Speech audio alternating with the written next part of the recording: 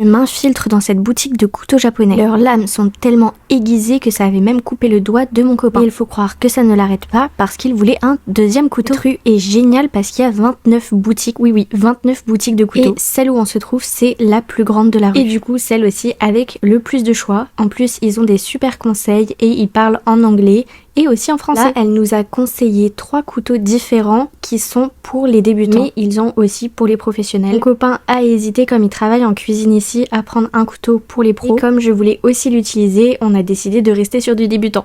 Elle nous a donné une planche à découper avec un navet pour qu'on puisse s'entraîner, voir un petit peu le poids des couteaux, comment ils coupent. Et clairement, mon préféré, c'était le rose et le tout petit en noir. Lui, je n'aimais pas du tout, il était vraiment trop grand, c'était pas du tout agréable pour moi. Et après, j'ai dit à mon copain de tester aussi pour qu'il puisse voir ce qu'il préfère. Et lui, le petit, c'était pas trop son truc, donc on s'est dit que celui du milieu, c'était un peu un entre-deux où on pourrait tous les deux l'utiliser. Et après, il nous restait plus qu'à choisir le style de couteau qu'on souhaitait prendre. Mais le problème, c'est qu'il y avait tellement de choix de manches et de styles de couteaux un petit peu différents. Les lames aussi, il y avait différentes matières. On était là, mais qu'est-ce qu'on choisit?